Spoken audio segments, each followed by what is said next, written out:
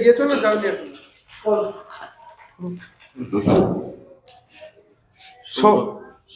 সৌরভ শেখ, এসো।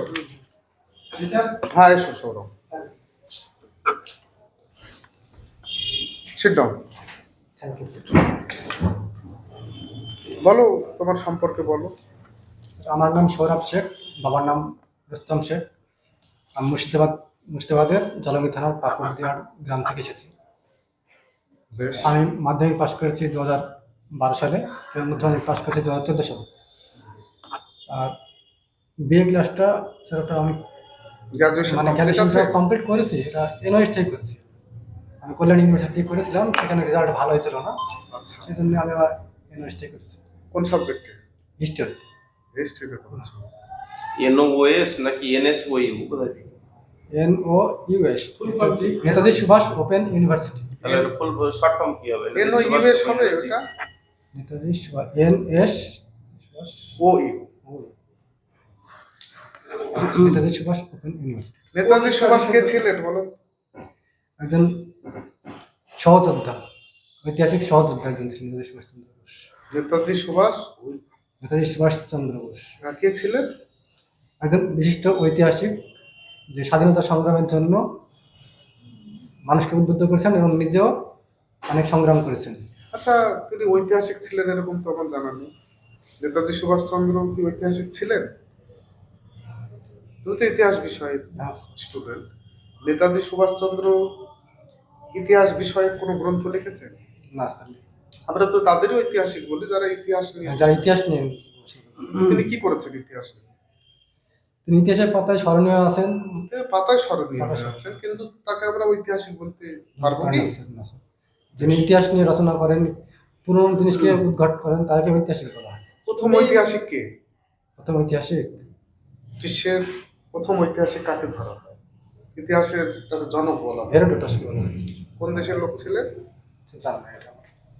আচ্ছা, নেতাজি, আমাদের যে নেতাজি, উনি কত সালে মারা গেছেন জানো? স্যার ওনার মৃত্যু দিবসটা সঠিক জানা নাই, কারণ ওর কিন্তু জন্মদিবসটা আছে। লোকশ্রুতি একটা আছে। হ্যাঁ, কত সালে? কত সালে কত তারিখে একটা লোকশ্রুতি আছে যে এই দিন তিনি মারা গেছেন। স্যার এটা মনে নেই আমার। সালটা মনে নেই? না স্যার। ইতিহাসের লোক তো। হ্যাঁ স্যার। নেতাজি সুভাষ চন্দ্র বোসের সঙ্গে তোমার জাপানে, জার্মানি থেকে জাপানে যে সাবমেরিনে করে আসা হয়েছিল, তাই না? সঙ্গী কে ছিল? জানা নেই। একজন সঙ্গী ছিলেন। জানা নেই স্যার। মনে নেই। আচ্ছা, কোন জায়গা থেকে তোমাকে প্রশ্ন ধরলে ভালো হয় বলো তো? তুমি বলো যে এই জায়গা থেকে আমাকে প্রশ্ন করো। বাংলা থেকে ধরুন স্যার। বাংলা থেকে? আচ্ছা, বনফুল কার ছোট নাম? বনফুল টেনিদা? টেনিতে ঘনাদার শুদ্ধ। ঘনাদার ছদ্মনাম টেনিদা? সরি, নারায়ণ গঙ্গোপাধ্যায়। নারায়ণ গঙ্গোপাধ্যায়। আচ্ছা, রবীন্দ্রনাথের ছদ্মনাম কি ছিল? ভানু সিংহ। ভানু সিংহ। আন্নাকালী কাকড়া সিং। চোখের বালি কার লেখা? রবীন্দ্রনাথ ঠাকুর। দেনা পাওনা? উপেন্দ্র কিশোর রায়চৌধুরী। দেনা পাওনা, ছোট গল্প দেনা পাওনা। নিরুপমা, স্যার মনে করছি। হ্যাঁ বিখ্যাত। আচ্ছা, শরৎচন্দ্রের একটা মানে শরৎচন্দ্র সবাই বিয়োগান্তক উপন্যাস লিখেছে, একটা মিলনাত্মক উপন্যাস শরৎচন্দ্র লিখেছেন, কি নাম তার? স্যার মনে নেই। আচ্ছা, আচ্ছা, ম্যাথামেটিক্সের যোগ মানে যে ম্যাথামেটিক্সের সরল করার ক্ষেত্রে নিয়মটা কি? সরল করার নিয়মটা একটু বলুন তো। ম্যাথামেটিক্স বদমাস নিয়ম স্যার। কি বদমাসটা কি ব্যাখ্যা করুন? স্যার বদমাসের আগে আগে রেখা বন্ধনী আছে, আমি বদমাসটা বলি। BA bracket way of, DA division, MA multiplication, AA addition, আর এসে সাবস্ট্রাকশন। মানে প্রথমে করবো আমি ব্র্যাকেটের কাজ, তারপরে করবো অফ মানে এর কাজ। ব্র্যাকেট কতগুলো আছে? ব্র্যাকেট 3টি আছে। প্রথম ব্র্যাকেট 3 রকম আছে, প্রথম বন্ধনী, দ্বিতীয় বন্ধনী, তৃতীয় বন্ধনী। আর তাহলে রেখা বন্ধনের কাজ কি? সব প্রথমে রেখা বন্ধনী, তারপরে বদমাসের নিয়ম। আচ্ছা, সব আগে রেখা বন্ধনের কাজ করবো, তারপর বদমাসের নিয়ম। তারপরে বদমাস নিয়ম। আচ্ছা, যোগ এবং বিয়োগ আপনি যে বললেন বদমাশের ক্ষেত্রে আগে যোগ পরে বিয়োগ, যদি আমি আগে বিয়োগ করি পরে যোগ করি তাহলে কি রেজাল্টে কোনো চেঞ্জ হবে? তাহলে যোগও আছে বিয়োগও আছে, ভাগ গুণ করে নিয়েছি। তো সেক্ষেত্রে যদি আগের সংখ্যাটি ছোট হয় তাহলে তো আমি বিয়োগ করতে পারবো না। কেন বিয়োগ হবে? মাইনাস বিয়োগ আসবে। মাইনাস মাইনাস 2 মাইনাস 5 তাহলে মাইনাস 3 হবে, কেন বিয়োগ করবে? বীজগণিত বিয়োগ আছে তো মাইনাস করে যাবে। কিন্তু স্যার সরল অঙ্কতে এভাবে তো একটা সরল কিছু বলুন তো। বোর্ডে আচ্ছা বোর্ডে যান। সরল কোড ক্লাসে যাবে। আচ্ছা আপনি একটা নিজেই সরলের মাধ্যমে দিয়ে একটা ডেমো দেন ক্লাস 4 এর, ক্লাস 4 এর 3 অথবা 4 কোন ক্লাসে সরল আছে? ওরে কোন ক্লাস সরল আছে? 4 এ আছে, তাহলে 4 এর গণিতের সরলের উপর একটা ডেমো দেখবো আমরা। ঠিক আছে, যেখানে সমস্ত বদমাস থিওরি অ্যাপ্লাই হবে, পুরোটাই কভার করবে। স্যার তাহলে আজকে আমি এটা শ্রেণী কক্ষের সাথে কন্টিনিউ করুন, ওটা বলেছি। গুড মর্নিং স্টুডেন্ট, তোমরা সবাই কেমন আছো? বাহ, ভালো আছো? আমরা ভালোই আছি। আচ্ছা তোমরা কোন ক্লাসে পড়ো বলো তো, কি মনে আছে কি? আচ্ছা বেশ ভালোই বলেছো, তোমরা চতুর্থ শ্রেণীতে পড়ো।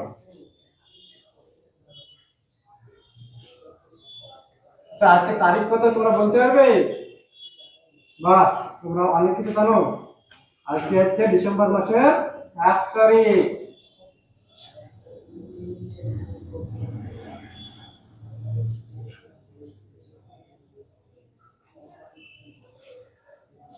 তোমরা এর আগে অনেক অঙ্ক শিখেছো, যোগ বিয়োগ গুণ ভাগ, কিন্তু সেগুলোর মাধ্যমে আমরা একটা নতুন একটা মজার বিষয় শিখবো। তোমরা কি সবাই শিখতে চাও?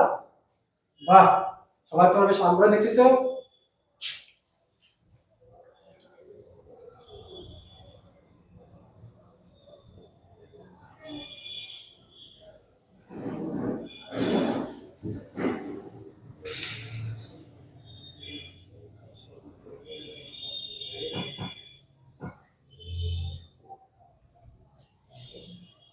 আচ্ছা সবাই খাতা বের করো, তোমাদের একটা নতুন জিনিস শিখে দিই আজকে।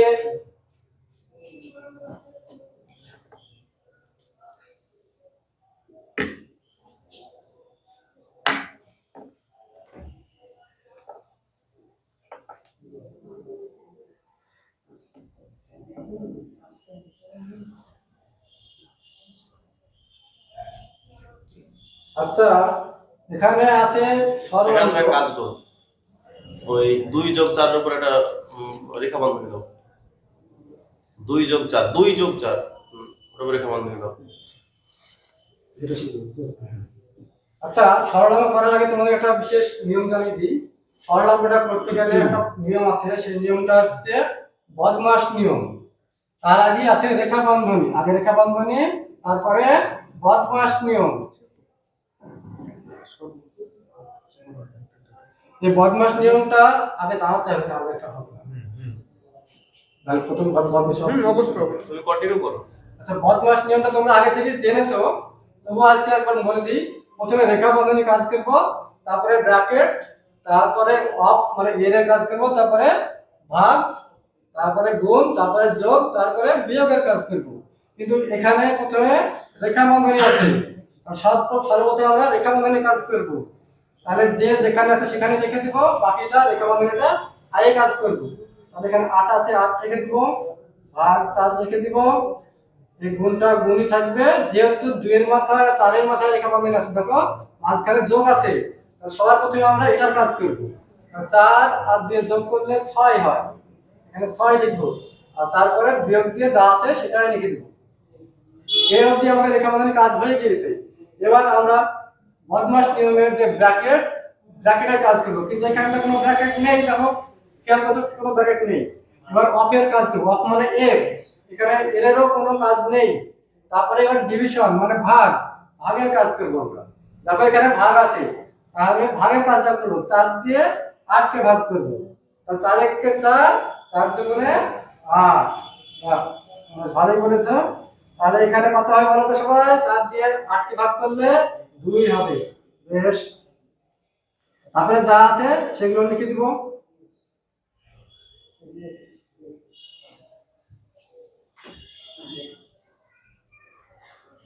আচ্ছা, ভাইয়ের কাজ হয়ে গেছে, এবার কিসের কাজ করবো বলো তো? রং বলো। গুণের কাজ। বাহ, বেশ সুন্দর বলেছো। এবার আমরা গুণের কাজ করি। তাহলে এখানে 2 আছে আর 6 আছে, গুণ করবো। তাহলে 6 দুগুণে 12। রং, তাহলে কত লিখবো এখানে বলো তো? 12। বেশ, বসো। 12 হয়েছে। তারপরে এবার বিয়োগ চিহ্ন দিব, তারপরে এখানে যা ছিল সেটা লিখে দেবো, 3। আচ্ছা, এবার কিসের কাজ করব? অখিল বলো। বিয়োগের কাজ, তাই তো? বাহ, খুব সুন্দর। এবার আমরা বিয়োগের কাজ করব। তাহলে 12 থেকে এবার 3 বিয়োগ করব। 12 থেকে 3 বিয়োগ করলে কত থাকবে? রহন বলো। তাহলে 9 থাকে। আচ্ছা বেশ, এখানে 12 থেকে 3 বাদ দিলাম, 9 থাকে। তাহলে আমাদের এটা অঙ্কটা হয়ে গেল। তাহলে প্রথমে কি শিখলাম আমরা? ঠিক আছে, কিভাবে ঠিক আছে। আজকে করতে হচ্ছে। হ্যাঁ, আজকে ব্যাপারটা লিখতে হবে। আর মাত্রাটা একটু, যেমন মটা ঠিক করে লেখা হয়নি, মানে তোমার লেখার প্রতি একটা কোনো অনীহা আমি বুঝতে পারছি। বিয়োগ বদমাসটাকে বি ফর ব্র্যাকেট লিখে একটু ব্যাখ্যা করতে হবে। চতুর্থ মানে বদমাসটাকে ওইভাবে না লিখে এইভাবে বি উপর নিচে O D M A S, তারপরে B B for bracket, O for এর, এর ডি ফর ডিভিশন ব্র্যাকেটে ভাগ, এম ফর মাল্টিপ্লিকেশন ব্র্যাকেটে ওদের গুণ। কি তোমার এমনি তুমি আগে এইদিকে ডান দিকে এটা লিখে নেবে, তাহলে ওদেরকে বোঝাতে সুবিধা হবে। আর তাছাড়া বোঝানোর পলিসি ঠিক আছে। আর রোহনকে বারবার প্রশ্ন না করে, রোহন, আচ্ছা, বুঝতে শ্যাম, পেরেছি আকবর, আমরা। কবির, অনেকে আছে, সাইমা, কাউকে না কাউকে জিজ্ঞেস করলে মেয়েদের হবে। নাম করবে কিছু, ছেলে মেয়ে। নামটা একবার বেশি ভালো। আচ্ছা, ঠিক আছে। আর বিশেষ কিছু এখানে আমার বলার নেই। আর এটাই তোমার ইন্ডাকটিভ করা যাবে না, এটা ডিডাকটিভই ঠিক আছে। তুমি যে পদ্ধতি, এটা তো আমি আর বলতে পারি না। আগে যোগ বিয়োগটা বলে দিলাম, আগে যে যোগ বিয়োগ গুণটা শিখে নিয়েছো, আর আজকে ওইটাই ব্র্যাকেট অফ এগুলো যে ব্যাখ্যা করে দিলাম। এটাই আগে শিখাতে হতো, কারণ এখানে তো শিখার মতো ওটা এটা রাশি কাজ তুমি সরল করতে পারবে না, সবগুলো হ্যাঁ। ইন্ডাকটিভ হতে হবে না, এটা কিন্তু inductive এটা হইতেই আমি করতে শিখাতে হবে। লাগলে এটা তো 5 মিনিটের মতো হবে না শিখাতে। ঠিক আছে, সে ঠিক আছে, আসো। বলটা বুঝে নাও। তুমি কি করছো বর্তমানে? আমি টিউশন করাইছি। আচ্ছা তবে এই বোর্ডেরও আর কিছু করবে, হ্যাঁ।